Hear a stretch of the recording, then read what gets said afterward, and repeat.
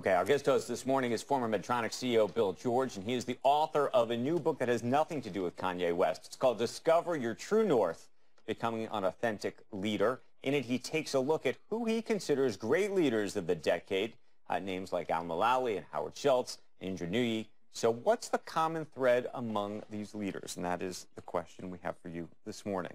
Authenticity. Today's leaders have changed dramatically. It used to be all about charisma and style in my era. Now it's about authentic leaders who are real people, admit their mistakes, are transparent, they're open.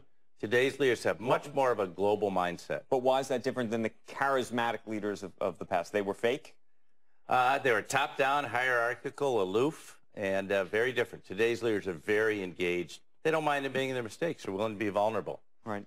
They're willing to be real. Okay? Let me ask you a question about this sort of cycles, this generation of management. Right. More diverse. People want different types of board, different types of people around them.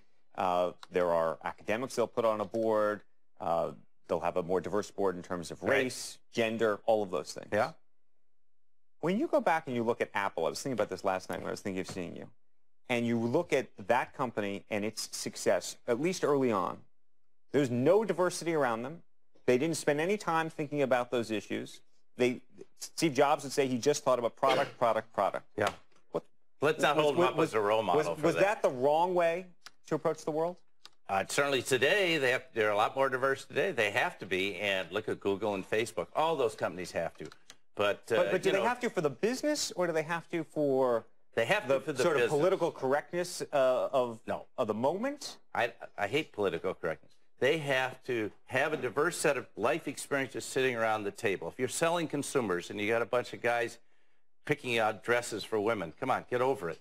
If you're in a global business, okay, and you have no one around the table who's ever lived outside the United States, and you don't have a diverse set of people, you're going to make bad decisions. You're all going to march off the cliff together. That's why, look at the last two big appointments, Microsoft, Google, both people were born in India, Indra Nooyi, same. So you have much more diverse people coming up to the top. I think it's good. I don't think it's political. I think you want a diverse set of life experiences around to make inputs to your decision making.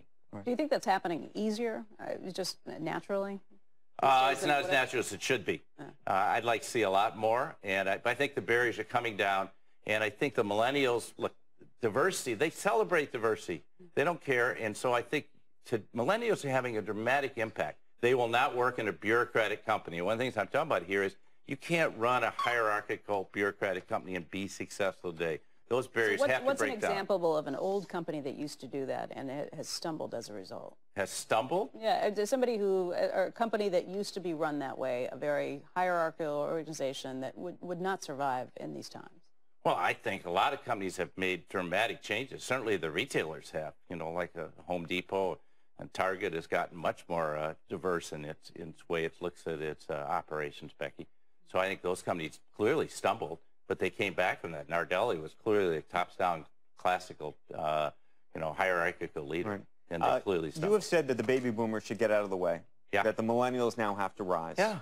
Should you be getting off the boards of all these companies? Yeah, I think so. Why not? Bring more diversity on your boards. Bring more young people. Get a millennial. A lot of people are looking for that today. I mean, a lot of the people on boards don't understand tech. Tech's influencing everything. You need to have some people who really understand that. A lot of them are under 40. We joke, but not so joke, about sort of the millennial generation and also the entitlement generation. What do you think of sort of the stereotype, at least? Do you want a self-absorbed board? You think that's the way to go? No, I think people want to have action right now. And I think they don't want to wait till they're 40. They don't want to stand in line 10 years.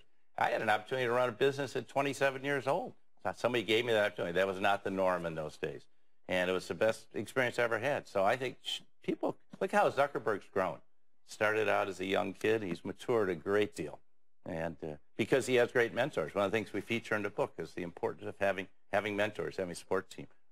Is there before we go, an unknown CEO that we should know about? There's a no, but somebody that you think hasn't. Well, I don't know how unknown he is, but I tell you, some of you ought to look at is Ken Frazier. You know, his grandfather was a slave. I didn't know that. I started talking to him.